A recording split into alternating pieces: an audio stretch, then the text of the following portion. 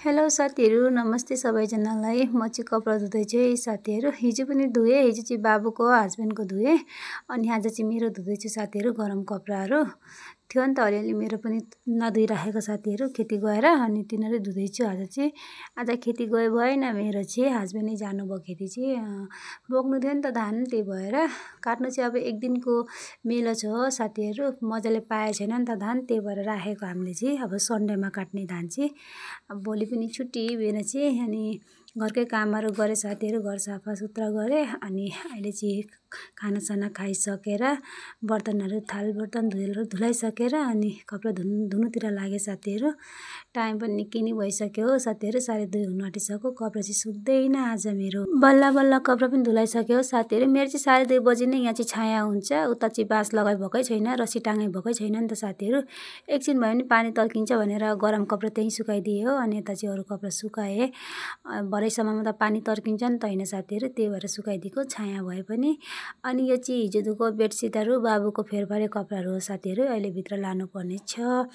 अनि एकछिनमा चाहिँ म चाहिँ घाँस काट्नु पनि जानुपर्ने छ साथीहरू। घाँस छैन बाख्रालाई। अब बिहान त अल्छी लाग्छ नि त होइन, त्यही भएर अहिले एकछिनमा जान्नेछु। बेसी टाढो जाने छुइनँ, यता सामनै काट्नेछु। मेरो कुखुराहरूले पनि दाना खाइसक्यो साथीहरू। यता कपडा पनि उठाउनु पर्ने, रात परिसक्यो। सक्नुहुन्छ है कुखुरा चाहिँ साथीहरू। अब दाना खाइसक्यो, माथि उठ्नु पर्यो। सिरी लगाइदे भाइ, म सुँगुरको दाना दिन्छु।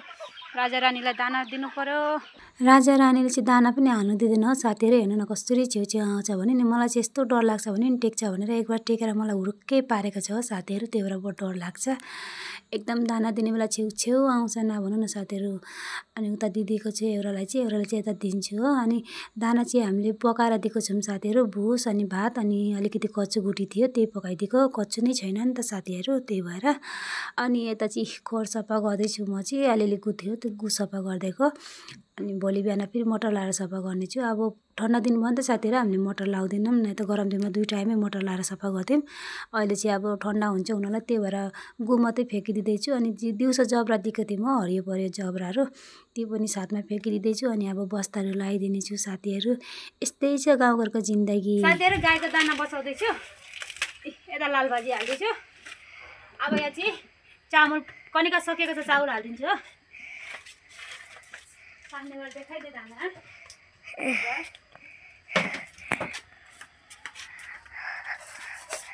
चाउल लगाइदिनेछु। त्यहाँबाट यो उम्लेपछि चाहिँ चापत लगाइदिनेछु साथीहरू। अब चाहिँ उम्लिनु छोडिदिन्छु। गुड हाल्दै, लाल भाजी हाल्दै, चाउल हाल्दै, अनि अब उम्लेपछि चापत लगाइदिन्छु अनि नमक। त गाइस, बाई बाई।